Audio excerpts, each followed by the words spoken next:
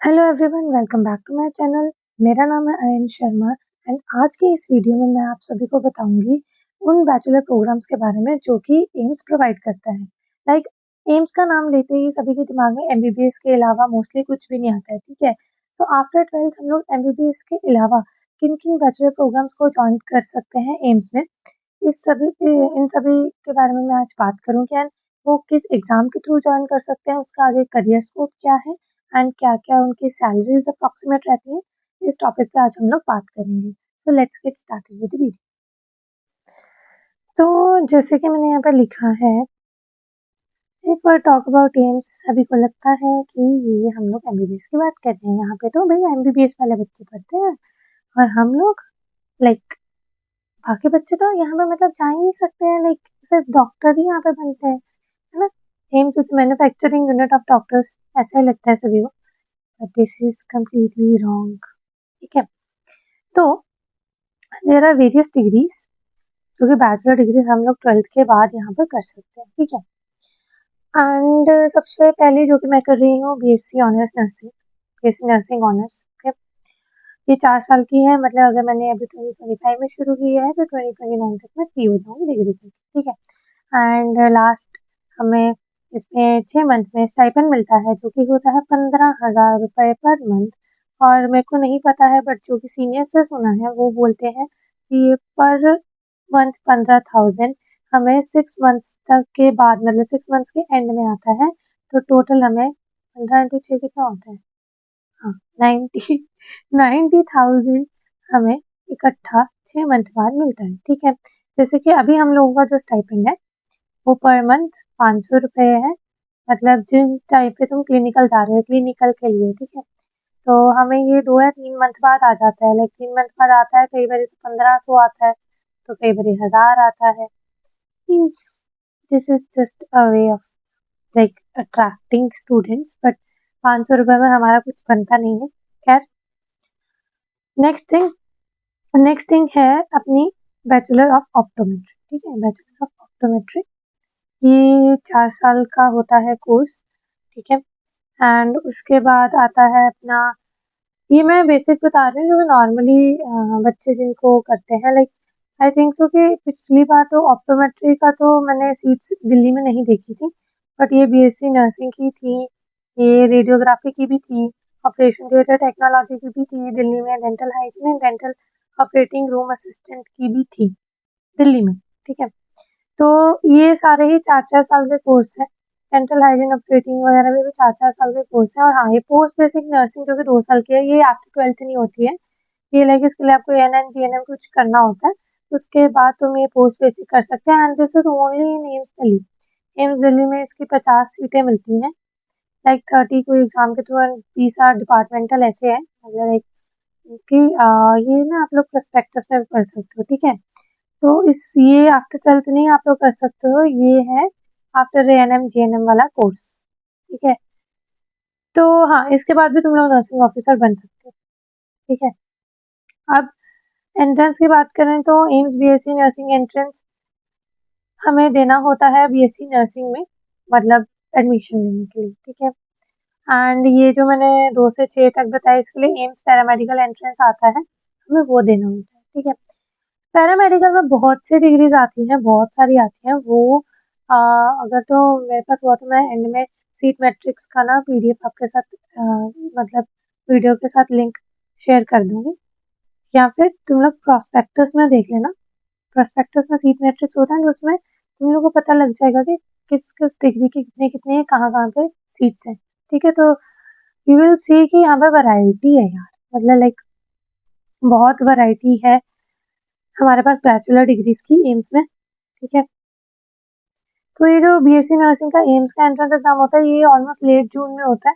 हाँ, ये जो पैरामेडिकल का होता है ये अर्ली जुलाई में होता है मोस्टली।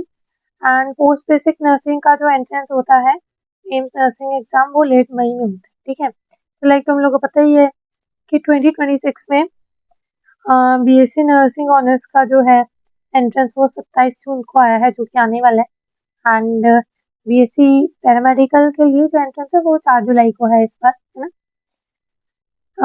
सो एप्लीकेशन फॉर्म्स जो होते हैं इनके जनरली मार्च और अप्रैल तक मतलब इस टाइम पे खुलते हैं, ठीक है। तो उस टाइम पे ज़रा वेबसाइट पे जाके तुम लोग को ध्यान रखना होता है कि खुले हैं एप्लीकेशंस की नहीं खुले हैं, ठीक है।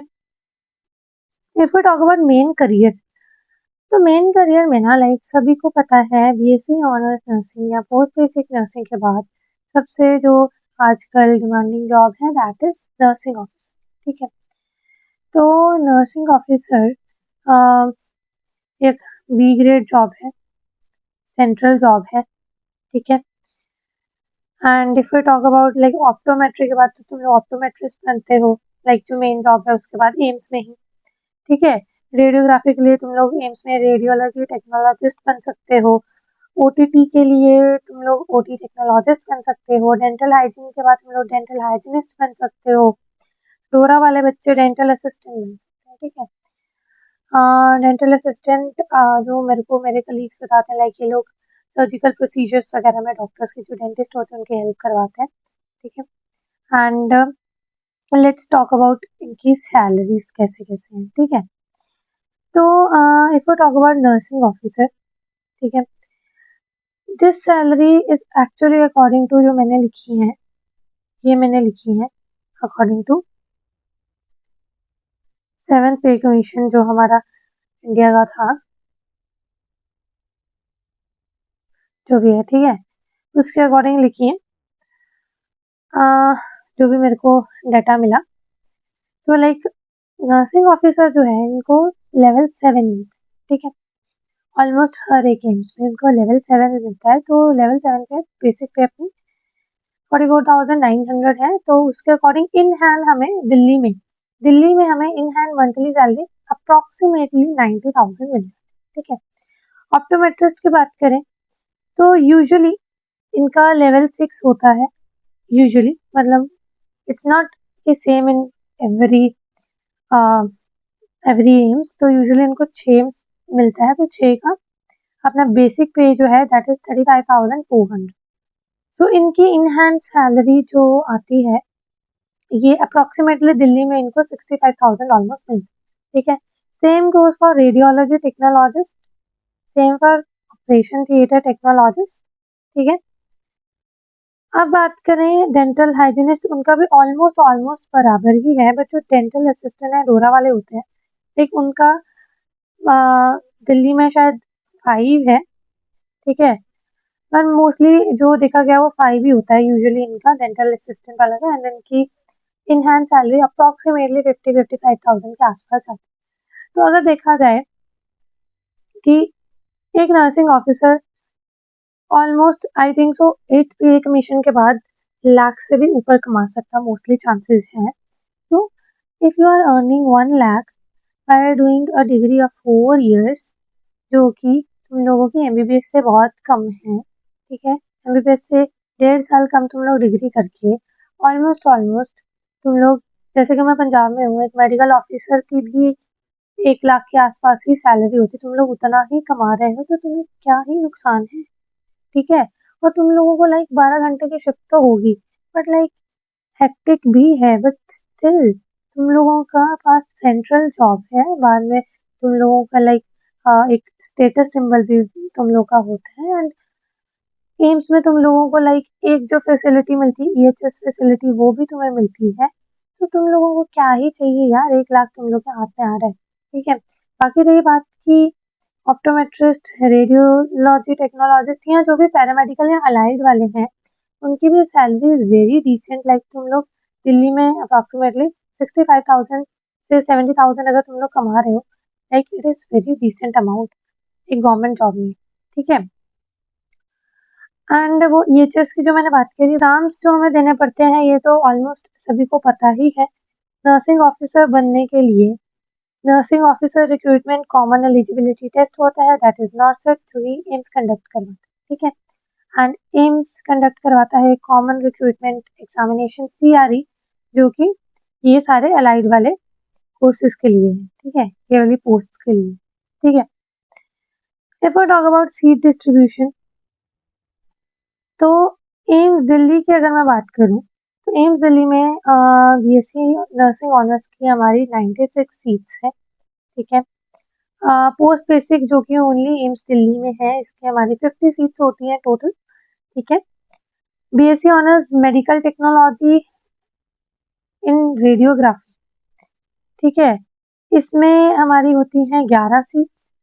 ऑपरेशन थिएटर टेक्नोलॉजी में होती हैं हमारी 20 सीट्स, ठीक है। एंड डेंटल हाइजीन में हमारी 2 ही सीट्स होती हैं बस, एंड डोरा में भी 2 ही सीट्स होती हैं।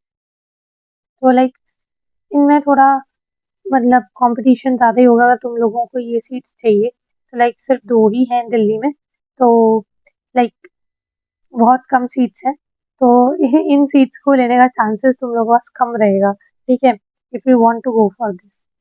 एंड अभी अगर बात करें तो लास्ट ईयर कुछ 1200 बीएससी ऑनर्स की ऑल ओवर एम्स, 18 एम्स में कुछ 1200 समथिंग वो थी सीट्स थी। एंड अभी रिसेंटली ये क्या 2 एम्स ऐड हुए हैं, मतलब 19 एम्स में टोटल 1366 सीट्स हैं बीएससी ऑनर्स नर्सिंग के लिए, ठीक है। And allied and health care की अप्रॉक्सीमेटली 725 सीट्स हैं ऑल ओवर एम्स, जितने भी मतलब इन कोर्सेज में पार्टिसिपेट करते हैं, ठीक है। और अब किस एम्स कौन सा एम्स क्या डिग्री प्रोवाइड कर रहा है, इसके लिए मैंने आपको अभी बोला है कि आप लोगों को प्रॉस्पेक्टस पढ़ना होता है, उसमें सीट मैट्रिक्स होता है, तो आप लोगों को वो अच्छे से पढ़ना चाहिए। एंड हो सकता है तो मैं भी कोशिश करूँगी इस वीडियो के साथ अटैच कर दूँ एक पीडीएफ बना के, ठीक है, कि किसमें कौन सी सीट तुम लोगों को मिलती हैं। लाइक अगर और कोर्सेज की बात करें कि जिनमें मतलब लोग इतना जाते ही नहीं है, लोगों ने सुना ही नहीं है, दैट इज न्यूरोलॉजी टेक्नोलॉजी, जो कि एम्स ऋषिकेश प्रोवाइड करता है।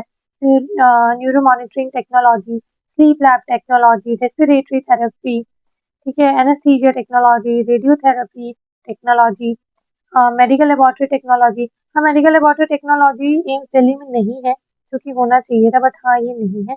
हाँ, ऋषिकेश में तुम्हें मिल जाता है, ठीक है। सेम मेडिकल लेबोरेटरी टेक्नोलॉजी तुम्हें जोधपुर में भी मिलता है, यहाँ पर तुम्हें परफ्यूजन टेक्नोलॉजी भी मिल जाता है, रेडियोथेरेपी टेक्नोलॉजी भी मिल जाता है, एंड मेनी मोर, ठीक है।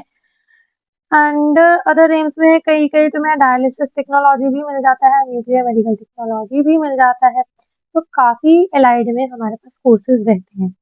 सो there are lots of ways कि तुम लोग एम्स के स्टूडेंट बन सकते, ठीक है।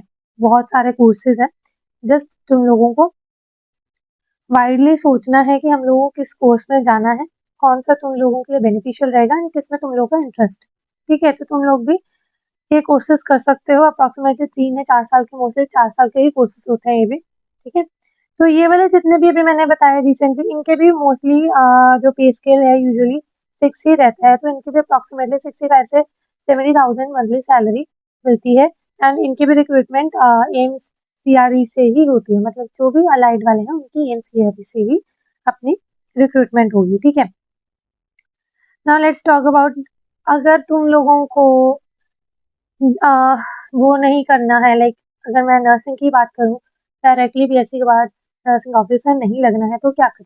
लाइक एमएससी अगर तुम्हें करनी है, लाइक तुम्हें टीचिंग फील्ड में जाना है, तो मैं इसमें मास्टर्स के बारे में इतनी डिटेल में बात नहीं करूँगी, बट स्टिल कुछ बता देती हूँ। लाइक बीएससी ऑनर्स नर्सिंग करने के बाद तुम लोग एम्स एमएससी एंट्रेंस एग्जाम दे सकते हो। तो एम्स में अगर वैसे तो कहीं और भी एमएससी कर सकते हो, बट लाइक कई स्टेट्स में ना अगर तुम्हें गवर्नमेंट कॉलेज में एमएससी करनी है तो वो लोग 1 ईयर एक्सपीरियंस मांगते हैं, ठीक है।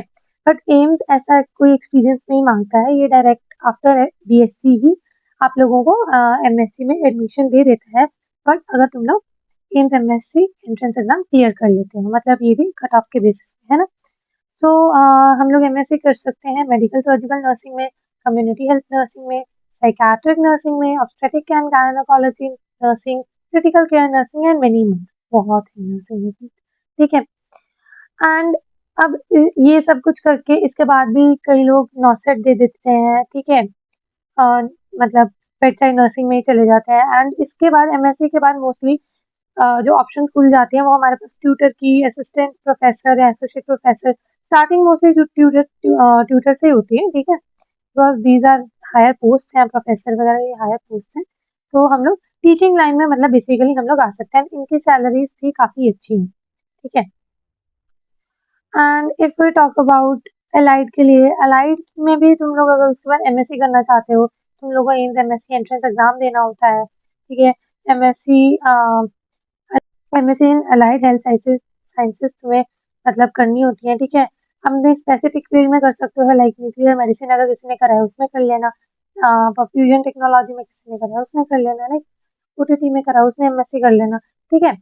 एंड और भी एम्स मास्टर्स प्रोग्राम देता है हमें, एनाटमी देता है, physiology, biochemistry and many more, like MDSP मैंने देखा था यहाँ पे, एमडीएसपी होती है, लाइक पीडीएस तो नहीं है, एमडीएस है यहाँ पे, ठीक है।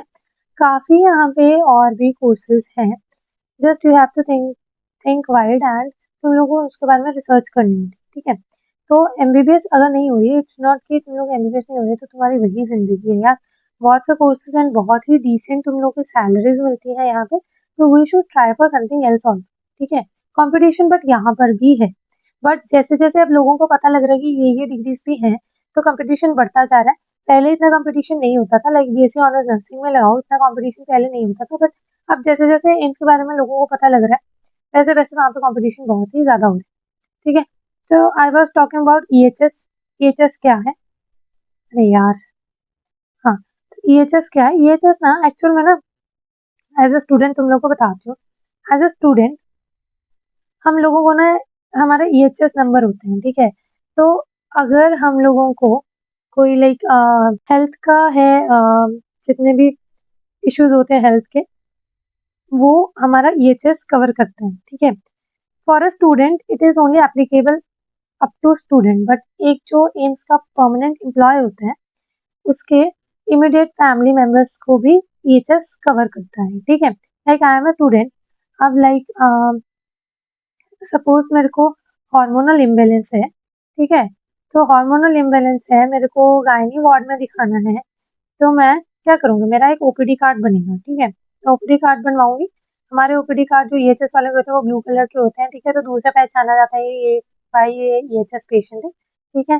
ब्लू कलर का ओपीडी कार्ड बनेगा और वहां पे मैं चेकअप करवाऊंगी, ठीक है। और ईएचएस की वजह से तुम लोगों को लाइक अपॉइंटमेंट्स वगैरह भी हम लोग को प्रायोरिटी में थोड़ी मिल जाती हैं, बट स्टूडेंट्स के लिए दैट इज नॉट फॉर